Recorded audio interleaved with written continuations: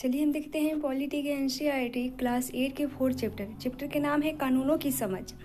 तभी तक आप कुछ कानूनों से परिचित होंगे, शायद आपको शादी की उम्र सीमा और मताधिकार की उम्र सीमा से पता होगा इसके बारे में। और संभव है कि आप संपत्ति को खरीदने और बेचने के कानूनों को भी जानते हैं। अभी तक आप यह जान चुके हैं कि कानून बनाने का जिम्मा संसद का होता है और क्या ये कानून सभी पर लागू होते हैं। नए कानून किस तरह अस्तित्व में आते हैं, क्या कोई कानून अलोकप्रिय या विवादास्पद भी होते हैं। नागरिक के नाते हमें ऐसी परिस्थितियों में क्या करना चाहिए। तो देखते हैं क्या कानून सब पर लागू होते हैं। तो इस स्थिति को पढ़े और उसके नीचे दिए गए प्रश्नों को उत्तर दे सकते हैं। है कि एक सरकारी अधिकारी के बेटे को जिला अदालत ने 10 साल की सजा सुनाई थी और इस वजह से उस सरकारी अधिकारी ने अपने बेटे को भाग निकालने में मदद करता है। क्या आपको लगता है कि उस सरकारी अधिकारी ने सही काम किया है? क्या आप उसके बेटे को केवल इसलिए कानून से माफ़ी मिल जानी चाहिए कि उसका बाप आर्थिक और राजनीतिक रूप से बहुत ताकतवर था, या सीधे सीधे कानून के उल्लंघन का मामला है?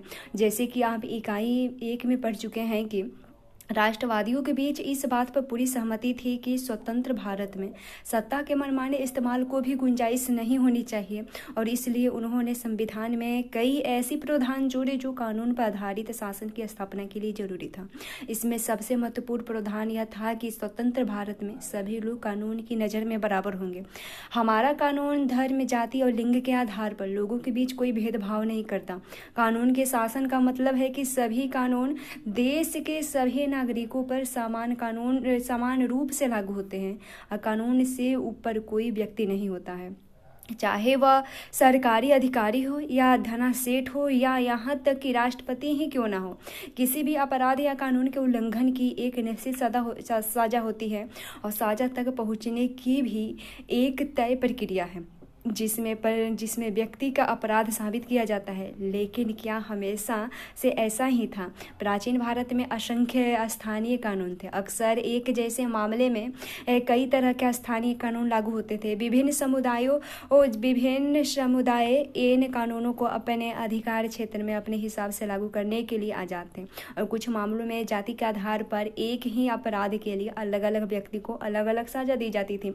जैसे निचली मानी जाने वाली जाति के अपराधी को ज़्यादा सजा दी जाती थी और औपनिवेशिक शासन के दौरान कानून पर आधारित व्यवस्था जैसे जैसे परिपक्व होती गई, जाति के आधार पर सजा देने में भेदभाव का यह अनुचलन खत्म होने लगा। और बहुत सारे लोग मानते हैं कि हमारे देश में कानून के शासन की शुरुआत अंग्रेजों ने की थी।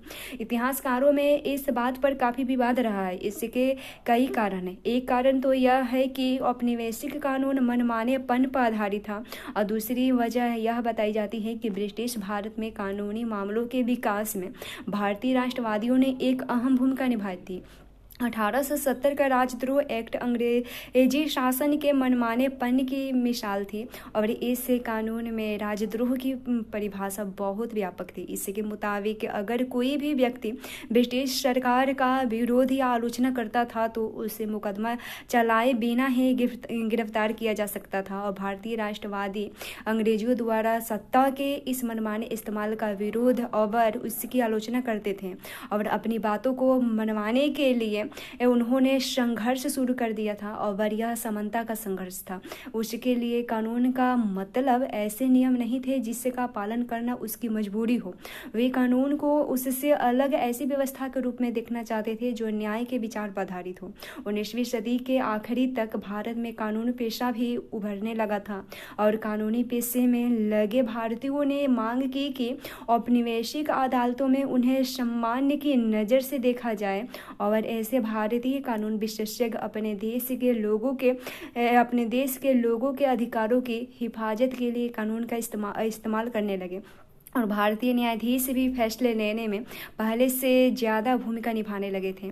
और इस प्रकार औपनिवेशिक शासन के दौरान कानून के शासन के विकास क्रम में यहाँ के लोग भी कई तरह के अपना योगदान दे रहे थे। संविधान को स्वीकृति मिलने के बाद यह दस्तावेज एक ऐसी आधारशिला बन गया जिसके आधार पर हमारे प्रतिनिधि देश के लिए कानून बनाने लगे और हर साल हमारे प्रतिनिधि कई नए कानून बनाते हैं और कई पुराने कानूनों में संशोधन करते हैं। क्लास 6 की पुस्तक में आपने 2005 के हिंदू उत्तराधिकारी संशोधन कानून के बारे में पढ़ा होगा और इस नए कानून के मुताबिक बेटे बेटी और उनकी माँ तीनों को परिवार की संपत्ति में बराबर हिस्सा मिल सकती है।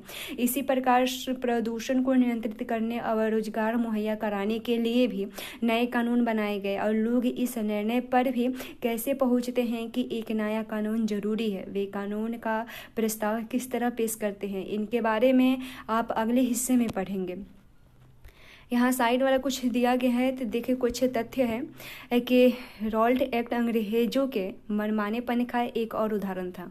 और उसके बाद इस कानून के जरिए ब्रिटिश सरकार बिना मुकदमा चलाए लोगों को कारावास में डाल सकती थी। महात्मा गांधी सहित सभी भारतीय राष्ट्रवादी नेता रॉल्ट एक्ट के सख्त खिलाफ थे और भारतीय विरोध के बावजूद 10 मार्च 1919 में रॉल्ट एक्ट को लागू कर दिया गया और पंजाब में इस कानून का भारी पैमाने पर विरोध होता रहा।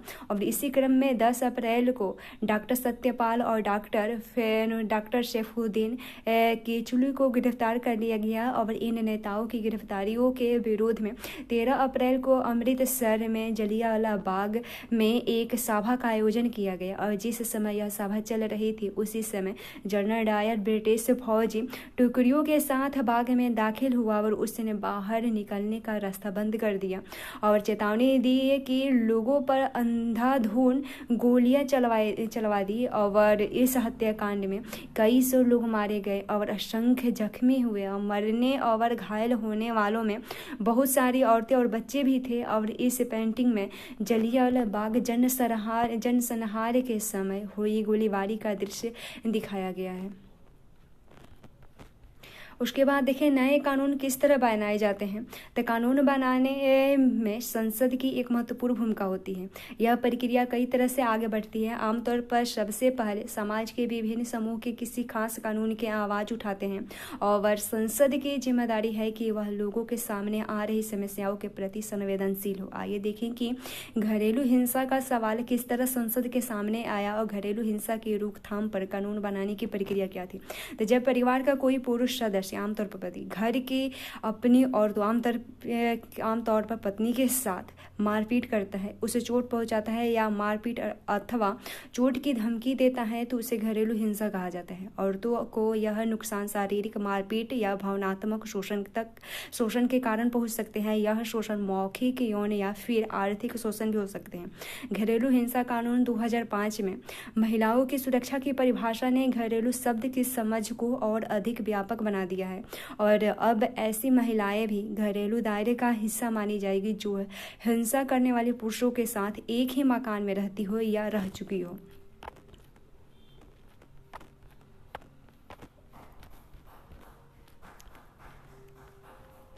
यहाँ दिया गया है, यहाँ एक दादी है शायद बोलती है कि अरे सजिया आज का अखबार पढ़ा तुमने, ये महिलाओं के लिए कितना बड़ी बात है ना। कहती है एक और महिलाओं के लिए ही क्यों, हिंसा मुक्त परिवार तो सबके लिए ही अच्छे हैं। और देखो ना कुसुम, इस कानून को बनने में कितना वक्त लग गया और बल्कि पहले से तो हमें नए कानून की ज़रूरत ही साबित करनी पड़ी। ऐसी ही बातचीत होती है। उसके बाद इस उदाहरण से साफ हो जाता है कि नागरिकों की भूमिका कानून बनाने में कितनी अहम है और वे जनता की चिंताओं को कानून के दायरे में लाने के लिए संसद की मदद कर सकते हैं। और इस प्रक्रिया के हर चरण में नागरिकों की आवाज़ बहुत मायने रखती है और यह आवाज़ टेलीविज़न रिपोर्ट, अखबार और संपादकीय, रेडियो प्रसारणों और आम भाषाओं के जरिए सुनी और व्यक्त की जा सकती है। और इन सारे संचार माध्यमों के जरिए संसद का काम ठोस और पारदर्शी तरीके से जनता के सामने आता है, जैसे अखबार में हम देखते हैं, टीवी चैनलों पर देखते हैं। उसके बाद ये एक है साइड में दिया गया है कि जैसे कि आपके कानून के शासन पर केंद्रीय पिछले भाग में पढ़ा कि भारतीय राष्ट्रवादी खेमा अंग्रेजों द्वारा थोपे जा रहे मनमाने और दमनकारी कानूनों का विरोध और उनकी आलोचना करता था। इतिहास में हमें ऐसी बहुत सारे लोग और समुदाय दिखाई देते हैं जिन्होंने अन्यायपूर्ण कानूनों को खत्म करवाने के लिए संघर्ष किया। क्लास 7 की पुस्तक में हमने पढ़ा कि रोजा पार्क्स नामक अफ्रीकी अमेरिकी महिला ने 1 दिसंबर 1955 को एक श्वेत व्यक्ति व्यक्ति के लिए बस में अपनी सीट छोड़ने से इनकार कर दिया था। और रोजा पार्क्स उस कानून का विरोध कर रही थी जो सभी सार्वजनिक स्थलों पर श्वेत नागरिकों और अफ्रीकी या अमेरिकी नागरिकों के लिए अलग अलग दायरे तय करता था। और यहाँ तक कि सड़कों पर भी दोनों समुदाय की जगह अलग अलग होती थी। रोजा पार्क्स का यह इनकार एक ऐतिहासिक घटना थी और इसी के बाद वहाँ नागरिक अधिकार आंदोलन शुरू हुआ, जिसके फलस्वरूप 1964 में नागरिक अधिकार कानून पारित किया गया। और इस कानून के जरिए संयुक्त राज्य अमेरिका में नस्ल, धर्म और राष्ट्रीयता के आधार पर किसी भी तरह के भेदभाव को गैर कानूनी घोषित कर दिया गया। और प्रयुक्त चित्र में रोजा पार्क्स बस में यात्रा करती हुई दी गई है। और उसके बाद देखते हैं अलोकप्रिय और विवादास्पद कानून के बारे में देखते हैं। आइए अब एक और स्थिति पर विचार करें। कई बार संसद एक जैसी कानून पारित कर देती है, एक ऐसा कानून पारित कर देती है जो बेहद अलोकप्रिय साबित होते हैं। और ऐसा कानून संवैधानिक रूप से वैध होने के कारण कानूनन सही हो सकता है, फिर भी वह लोगों को रास नहीं आता, क्योंकि उन्हें लगता है कि उसके पीछे नियत सही नहीं थी और इसलिए लोग उनकी आलोचना कर सकते हैं और उसके खिलाफ जनसभाएं कर सकते हैं, अखबारों में लिख सकते हैं, टीवी चैनलों में रिपोर्ट भेज सकते हैं। हमारे जैसे लोकतंत्र में आम नागरिकों संसद द्वारा बनाए जाने वाले दमनकारी कानूनों के बारे में अपनी असहमति व्यक्त कर सकते हैं। जब बहुत सारे लोग यह मानने लगते हैं कि गलत कानून पारित हो गया है तो संसद के ऊपर भी उस कानून पर दोबारा विचार करने का दबाव पड़ता है। उदाहरण के लिए नगर पालिका की सीमाओं के भीतर जगह के इस्तेमाल से संबंधित विभिन्न नगर पालिका कानूनों में पटरी पर दुकान लगाने और फेरी लगाने को गैर कानूनी घोषित कर दिया गया। और इसमें कोई संदेह नहीं कि सार्वजनिक स्थलों को साफ सुथरा और खुला रखने के लिए कुछ कानून जरूरी है। सभी लोग आसानी से फुटपाथों पर चल पाएंगे, लेकिन हम इस बात को भी नज़रअंदाज नहीं कर सकते कि पटरी वाले एवं फेरी वाले किसी भी बड़े शहर में रहने वाले लाखों लोगों की जरूरी चीज़ें और सेवाएं बहुत सस्ती कीमत पर और कुशलतापूर्वक पहुंचती है और इसी से उनकी रोजी रोटी भी चलती है। लिहाजा अगर कानून किसी एक समूह की हिमायत करता है और दूसरी समूह की अपेक्षा करता है तो उस पर विवाद खड़ा होगा और टकराव की स्थिति भी पैदा होगी। जो लोग सोचते हैं कि संबंधित कानून सही नहीं है, वे इस मुद्दे पर फैसले के लिए अदालत की शरण में जा सकते हैं और यहीं अदालत को ऐसा लगता है कि वह कानून संविधान के विरुद्ध है तो वह उसमें संशोधन कर सकती है या उसे रद्द भी कर सकती है। और हमें यह बात पर ध्यान देना चाहिए कि नागरिक के रूप में हमारी भूमिका प्रतिनिधियों के चुनाव के साथ खत्म नहीं होती। और इसके बाद हम अखबारों और अन्य संचार माध्यमों के जरिए इस बात पर नज़र रखते हैं कि हमारे सांसद क्या कर रहे हैं। अगर हमें लगता है कि वे सही काम नहीं कर रहे हैं तो हम उसकी आलोचना कर सकते हैं। और इस प्रकार हमें इस बात को सदा ध्यान में रखना चाहिए कि लोगों की जितनी हिस्सेदारी होगी और जितने उत्साह से वे जुड़ेंगे उतने ही संसद को अपना काम सही ढंग से करने में मदद मिलेगी। शब्द संकलन देखें तो आलोचना देखें तो किसी व्यक्ति या चीज में खामियां निकालना या उसे अस्वीकार कर देना। और इस अध्याय में आलोचना शब्द का इस्तेमाल सरकार के कामकाज पर नागरिकों की ओर से होने वाली आलोचना के लिए दिया गया है। उसके बाद विकास क्रम देखें। सरल से जटिल रूप तक विकास की प्रक्रिया को विकास क्रम कहा गया है। आमतौर पर इस शब्द का इस्तेमाल पौधों या पशुओं की किसी प्रजाति के विकास या वर्णन के लिए किया जाता है। और इस अध्याय में विकास क्रम का मतलब इस बात से है कि महिलाओं को घरेलू हिंसा से सुरक्षा प्रदान करने का विचार किस तरह एक अखिल भारतीय कानून के रूप में विकसित हुआ।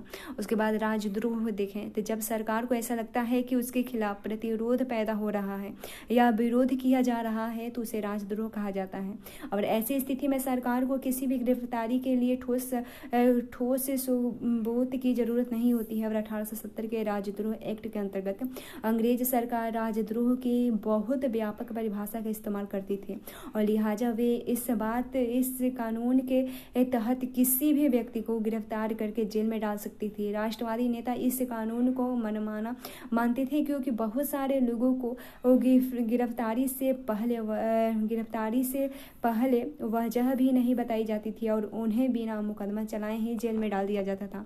उसके बाद दमनकारी देखें तो दमनकारी क्या है, तो स्वतंत्र और स्वाभाविक विकास या अभिव्यक्ति को रोकने के लिए सख्ती से नियंत्रण स्थापित करना है। इस अध्याय में उन कानूनों को दमनकारी कहा गया है जो लोगों को बहुत निर्मम ढंग से नियंत्रित करते हैं और उन्हें सभा करने और उनकी बात कहने सहित मौलिक अधिकार का इस्तेमाल करने से भी रोक देते हैं।